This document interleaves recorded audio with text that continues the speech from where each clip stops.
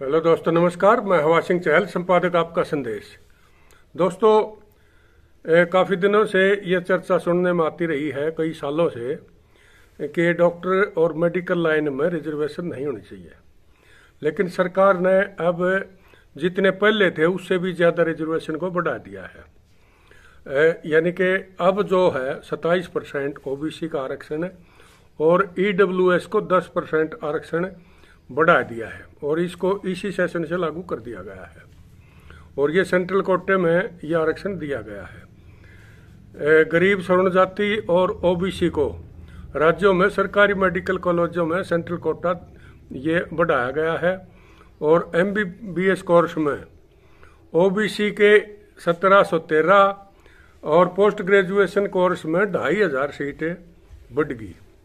तो दोस्तों, काफ़ी लंबे इंतजार के बाद सरकारों के मेडिकल कॉलेज में भी सेंट्रल कोटा के तहत रिजर्व 15% सीटों पर ओबीसी 27% और इकोनॉमिक वीकर सेक्शन से यानी ईडब्ल्यूएस वर्ग से स्टूडेंट को 10% आरक्षण का लाभ मिलेगा। ये केंद्रीय स्वास्थ्य मंत्रालय ने निर्णय लिया है और केंद्र सरकार के मेडिकल कॉलेज में ये व्यवस्था पहले से लागू है। अब एक दैनिक भास्कर अखबार ने आज काफ़ी इसके ऊपर प्रकाश डाला है, तो मैं आपको कुछ खास इस पर टिप्पणी बताता हूं कि बहुत से पहले ये अफवाहें भी चली हैं और बातें भी हुई हैं और कईयों ने कहा भी है कि आरक्षण जहां मर्जी दे दो, लेकिन डॉक्टर लाइन एक ऐसी है, इसमें आरक्षित सीट नहीं होनी चाहिए। जो काबिल है, जो बढ़िया डॉक्टर बनने के लायक है, उसी को डॉक्टर बनना चाहिए, इसमें आरक्षण नहीं होना चाहिए। लेकिन अब सेंट्रल गवर्नमेंट ने वो भी भ्रम तोड़ दिया है और इसमें मांग तो काफ़ी पुरानी है, ये ओबीसी की भी और ईडब्ल्यूएस की भी, और इसीलिए जाट आरक्षण का ये जो सिलसिला था वो जो 2016 में काफ़ी हो हल्ला के बाद जब ये आंदोलन ख़त्म हुआ था उसमें भी आरक्षण की बात हुई थी, लेकिन दिया नहीं गया। और अब समझ में आने लगा धीरे धीरे कि ये कितना ज़रूरी है, क्योंकि अब कंपटीशन बहुत ज़बरदस्त बढ़ जाएगा। अब मैं आपको इस पर ये खास कुछ बातें आपको बताना चाहूँगा। इस जो ये घोषणा करी है मेडिकल कॉलेजों में सेंट्रल कोटा के तहत सिर्फ एससी और बीसी और एसटी छात्रों को ही आरक्षण का लाभ मिलता था। अब इस घोषणा के बाद नीट यूजी की सभी जितनी भी सेंट्रल गवर्नमेंट की और जितने भी नेशनल लेवल की जो 15% सीट है उन पर यह आरक्षण लागू होगा और नीट पीजी की 50% जो इंडियन सीट्स हैं इस पर यह आरक्षण लागू होगा, क्योंकि इसमें विदेशी कोटे भी होते हैं यूनिवर्सिटीज़ के अंदर। तो ये भारतीय जितने भी सीट हैं उनमें 50% ये कोटा लागू हो जाएगा। ओबीसी आरक्षण का फायदा नॉन क्रीमी लेयर के छात्रों को ही मिलेगा, यानी क्रीमी लेयर के छात्र इसमें ईडब्ल्यूएस के ही आएंगे, वो नहीं आएंगे। तो लाभ केंद्रीय कोटे में मिलेगा, ओबीसी जातियों की केंद्रीय सूची के हिसाब से आरक्षण मिलेगा। और मेडिकल की जो एडमिशन एग्जाम था, जो एंट्रेंस टेस्ट वगैरह लेते थे, उसमें वर्ष 2000 में 84,649 एमबीबीएस की सीट थी, जिनमें से आधी सीट ओबीसी वर्ग के लिए करीब 1713 सीट और बढ़ जाएंगी। इसमें आरक्षण का लाभ ये MBBS, PG, BDS, MDS, MD, MS diploma student को भी मिलेगा, यानी मेडिकल की जितनी भी सीट हैं सबको इस आरक्षण का लाभ मिलेगा। और इस फैसले का लाभ इसी सेशन 2021-22 से ही मिलना शुरू हो जाएगा और इस फैसले के बाद काउंसलिंग में भी अब चेंजिंग आएंगी। नीट की परीक्षा और परिणाम इस फैसले पर कोई असर नहीं होगा। नीट यूजी के लिए 12 सितंबर को प्रवेश परीक्षा होनी है और नीट पीजी की 54,275 सीटों के लिए 11 सितंबर को परीक्षा होगी, टेस्ट होगा। नीट यूजी में इस वर्ष करीब 17 लाख और नीट पीजी में करीब 3.5 लाख स्टूडेंट के भाग लेने की ये संभावना है, यानी इतने अप्लाई करेंगे इसमें। और अब ये सामान्य वर्ग का जो माना जा रहा है, कुल एमबीबीएस सीटों में से करीब 50% सीट ही सरकारी मेडिकल कॉलेजों में होती हैं और 2020 की सीटों का आधार माने तो सरकारी मेडिकल कॉलेजों में MBBS की कुल 42,305 ही सीट होंगी। और इस आधार पर जो ये आरक्षण दिया गया है इसको कुछ बारीकी से मैं समझाऊंगा। ये जो OBC वर्ग की सीटें हैं ये इस प्रकार हैं। 15% सीट बढ़ाई है, कुल थी 42,305 सीट, यानी 6,346 सीट ऑल इंडिया कोटे में जाती थी। अब 35,959 सीटें बचती थी, इनमें 27% OBC आरक्षण लागू होता था, यानी 9,709 सीट OBC के लिए रिजर्व होती थी।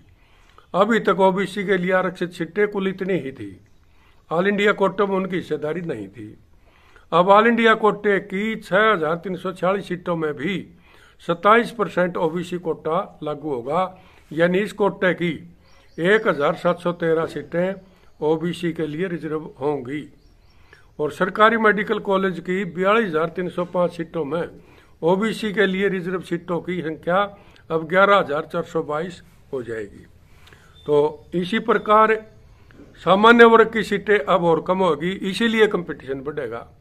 तो उसमें और बता दूं मैं आपको, 42,305 सीट सरकारी मेडिकल कॉलेज में है, इसमें तो 15% यानी 6,346 सीट ऑल इंडिया कोटे में जाती थी। स्टेट कोटे में रहेगी 35,900 सीटें, और इसमें 27% OBC, 15 SC, 7.5 ST का कोटा था, यानी 17,800 सीटें कुल रिजर्व थी। इसमें 18,159 सीटें सामान्य वर्ग की थी जो जनरल कैटेगरी की थी। और जिन राज्यों में इकोनॉमिक वीकर सेक्शन के लिए 10% सीटें रिजर्व हों, वहाँ 18-16 सीट और कम हो जाती, यानी 16,343 सीटें ही राज्यों के जितने भी सरकारी मेडिकल कॉलेज हैं उनने सामान्य वर्ग के लिए इतनी बचा कर दी। और सेंट्रल कोटा गणित और बता दूं आपको, ऑल इंडिया कोटे की 6,346 सीटों में 15% SC, 7.5% SC की, यानी 1,428 सीटों पर आरक्षण लागू था। 4,918 सामान्य सीटें सामान्य वर्ग की थी जनरल कैटेगरी की। अब इसमें OBC और इकोनॉमिक वीकर सेक्शन कोटा जुड़ने से कुल आरक्षण 59% हो गया, यानी 3,776 सीटें आरक्षित होगी। इस कोटे में 2,570 सीटें ही सिर्फ जनरल कैटेगरी के लिए बची हैं, यानी 2,348 सीट और कम होगी। तो 84,649 MBBS की कुल सीट है देश में। 289 सरकारी मेडिकल कॉलेज हैं जो केंद्र और राज्यों के कुल मिला के हैं इतने। और दोस्तों 269 मेडिकल कॉलेज हैं जो प्राइवेट संस्थाएं हैं और प्राइवेट तौर पर चलाए जा रहे हैं, यानी कि निजी क्षेत्र के हैं वो सभी, वो 269 हैं। और 50% के करीब MBBS सीटें सरकारी कॉलेज में हैं, यानी आधी गवर्नमेंट को वाले में है, आधी फिर ये प्राइवेट को दे रखी हैं। और इस प्रकार से ये जो आरक्षण बढ़ाया गया है, वैसे तो सामान्य वर्ग को और OBC को इसमें ज़्यादा प्रभावित करेगा ये, क्योंकि जनरल कैटेगरी में कंपटीशन बढ़ जाएगा, सीटें कम होगी और अप्लाई उतने लोग करेंगे। तो रिजर्वेशन जो OBC था इसको खास फायदा हुआ है।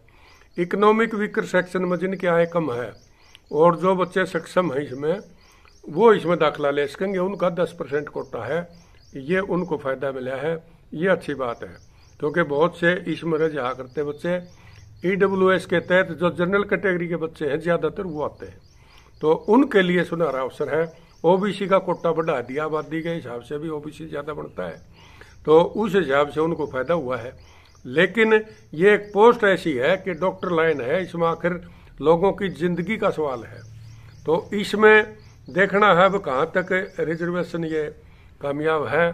क्योंकि पीछे भी अब जोर शोर से प्रचार हो रहा है, विपक्ष भी कहता है सरकार की जो बातें हैं कि भाई जो मंत्री और जो ब्यूरोक्रेट्स हैं या VIP हैं वो इलाज रिजर्व डॉक्टरों से नहीं करवाते, यह आम कहावत भी है। और रिजर्वेशन कोटा बढ़ा भी दिया गया है, क्योंकि इसमें केवल योग्य ही आने चाहिए।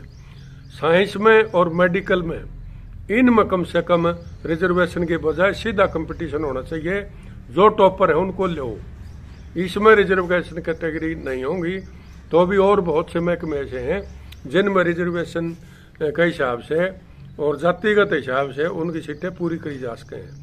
लेकिन ज़्यादातर लोगों का ये मानना है कि मेडिकल कॉलेजों में और MBBS कोटे में इस तरह के जो पोस्ट हैं जिनमें ज़िंदगी का आम जीवन का जो सरोकार है, वो चीज़ें जो इलाज पर निर्भर करती हैं, उनमें अगर योग्य और काबिल डॉक्टर नहीं आएंगे तो वो एक अच्छी बात नहीं होगी। तो मेरा कहना भी यही था कि लोगों की भावना ये है कि जो मेडिकल में है, जो दाखिले अब होंगे MBBS के, उनमें मेरिट के आधार पर हो जाए तो बहुत ही बढ़िया है। लेकिन इन कैटेगरियों में भी अब कंपटीशन होने वाले हैं और जनरल कैटेगरी के लिए तो खास कर अब और ज़्यादा कंपटीशन हो जाएगा, क्योंकि सीटें घट गई हैं, कैंडिडेट उतने ही हैं। तो ये देखने वाली बात होगी ये कहाँ तक उनका फायदा होता है। आज इतना ही दोस्तों, अगले एपिसोड में कुछ और ख़ास बात बताऊंगा।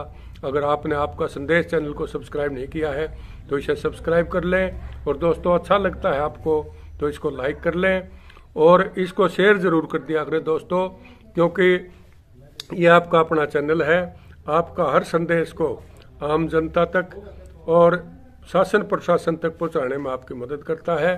तो इन्हीं बातों के लिए मैं आगे कुछ और ख़ास बात आपको बताने जा रहा हूं।